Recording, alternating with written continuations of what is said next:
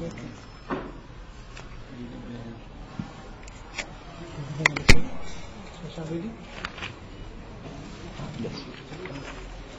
we're going to start now, chapter 24 on sorcery or sihr.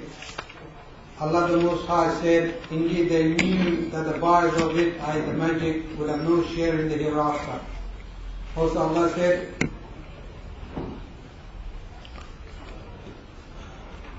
بسم الله الرحمن الرحيم.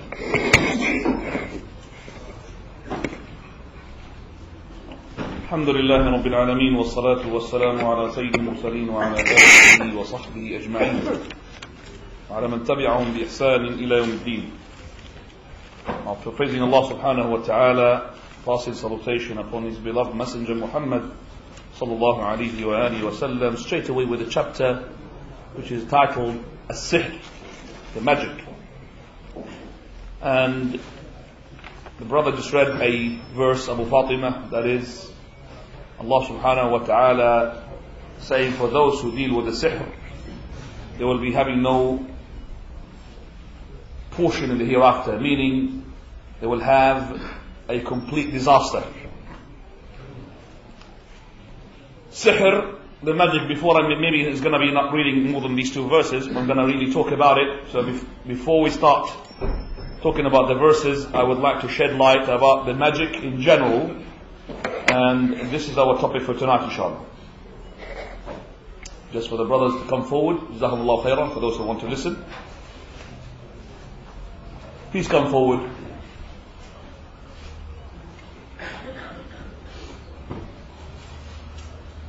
The magic is a dangerous subject. It leads to corruption. It leads to separation between the people. It leads to kufr and shirk. And it's a dangerous subject because we have too many magicians these days.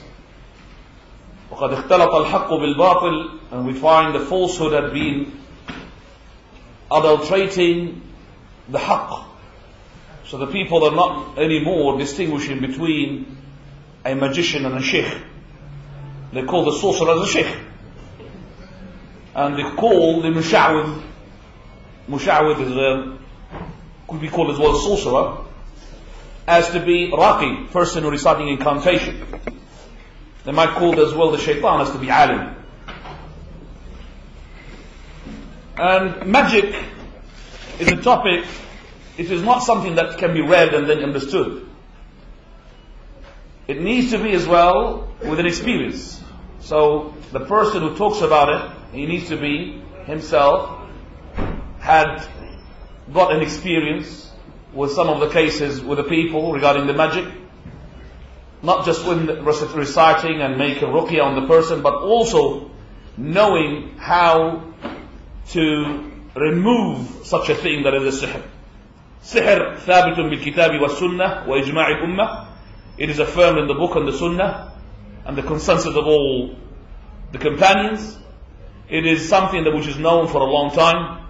We have the story of Musa alayhi salam with the sorcerers of Fir'aun, and which is a well-known story. Magic or sorcery, sihr, has four meanings. First meaning, which is taken from the linguistic meaning, ما دق ولطف أو خفي سببه. What is delicate and precise, and what is the driving force behind it is not known. So it is the driving force behind something, it is unseen. It is supernatural. It is a secret. And we have as well in the poetry of the Arabs talking about the sihr as to be changing or altering. Like for example, the magic of the eyes. Lots of poetry regarding the magic of the eyes. The eyes have got their own power of magic. So for example, the person might fall in love with a woman just with the eyes. That's the magic of the eyes. And the scholars as well, they say, or the scientists, At-Tabi'a As-Sahira, that is the magical nature. They call it the mother of nature because they don't believe in God. But the magical nature, that means the nature which is magic. You look at it, subhanallah, it takes you away. This way as well in the hadith, But the Prophet ﷺ, he says, إِنَّ مِنَ الْبَيَانِ لَسِحْرًا. Verily, sometimes the words coming out of the mouth of the person are to be sihr. That means it's like types of magic. Sometimes you find the person having no knowledge whatsoever, but with some words he mesmerized the people. He like put magic onto them. They're listening to him, yet he's empty of knowledge. And subhanAllah, this is true. Especially those that tantalize people with millions.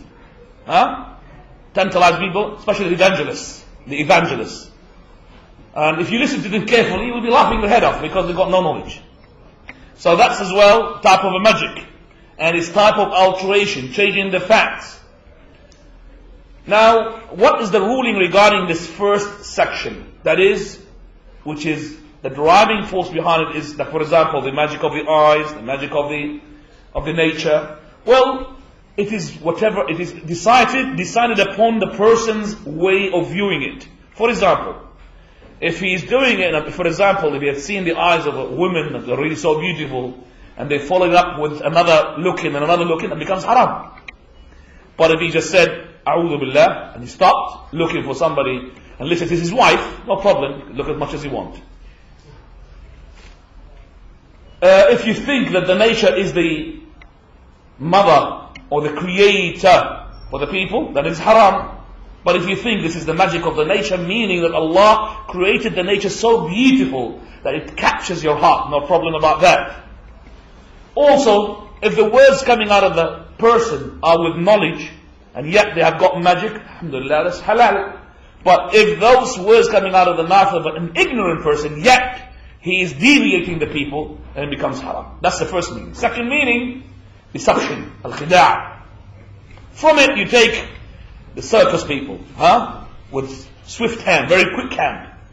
For example, the cards players, they're playing with cards.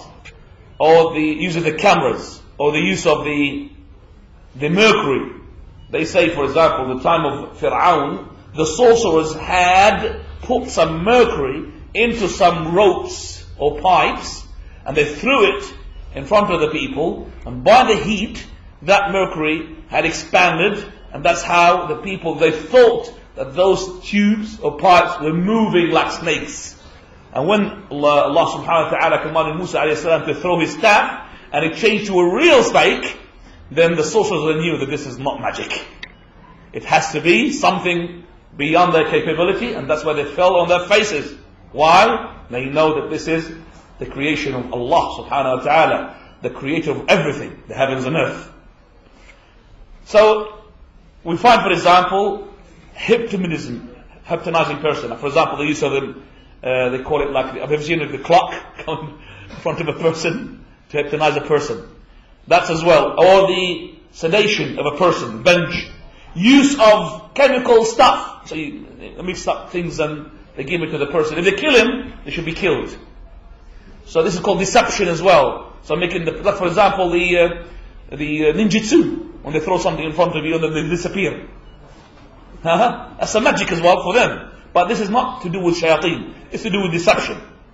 From it as well, Allah subhanahu wa ta'ala, He says, يُخَيَّلُ إِلَيْهِ مِنْ سِحْرِهِمْ أَنَّهَا تَسْعَى. Allah says that for Musa alayhi salam, he thought because those parts were moving, is to be a snake moving. But it is not. And Allah subhanahu wa ta'ala, He says as well, سَحَرُوا أَعْيُنَ النَّاسِ. They had put magic and sorcery in the eyes of the people. Is this haram or halal? Prophet ﷺ, he said, مَنْ غَشَّنَا أو مَنْ غَشَّ فَلَيْسَ مِنَّا. Who deceives is not amongst us. So it is haram because it's based upon deception and upon lying, and it's devouring the wealth of the people for no reason, and it will lead to the following three meanings, which is haram and shirk. So we say it's haram because it leads to haram.